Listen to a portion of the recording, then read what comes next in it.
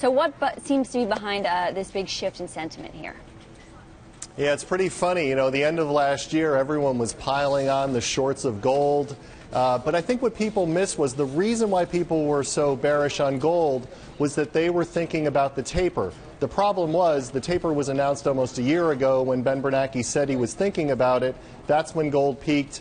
By the end of last year, everybody knew taper was going to happen, so there's no surprise. So now we have to think, okay, what's going to happen next in the market that's going to move gold forward? But were you surprised that gold rallied yesterday, even as Yellen signaled her clear intentions to get back to more normal monetary policy? Many would have thought gold would have sold off. No, because I think, you know, right now she said the same thing Bernanke was saying, so it's the same thing. So that's taken out of the equation. Everybody knows taper is going to happen. Everyone pretty much thinks it's going to be $10 billion every meeting. Now they're looking at what's next. And what's next is, number one, look at the U.S. money supply. It, which grew very little last year, has almost doubled in pace so far this year.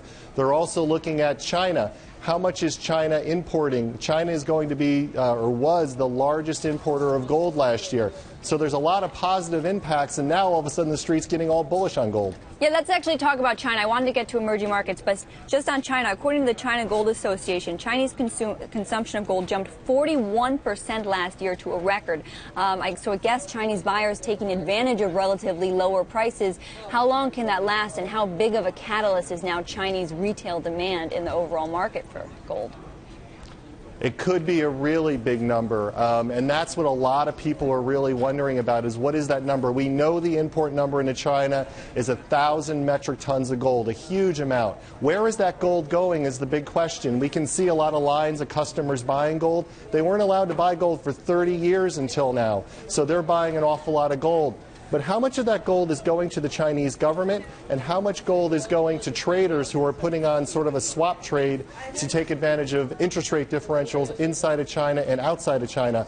In April, we should get a big number. A lot of people expect in April for the Chinese government to put out how much gold's officially in their vaults. A lot of people are keying on that number to see, is it the Chinese government behind all this buying? All right, so we'll keep an eye out for that in April. How about all this other turmoil we've been seeing playing out in the emerging markets in Argentina, in Turkey, in Ukraine, in Thailand? What impact is that having on gold? Look, if I'm in those countries, if I have a currency that's falling apart, I want to hold gold. And so currency crisis is the reason why you buy gold in the first place. Every time there's a crisis, people always will run towards gold.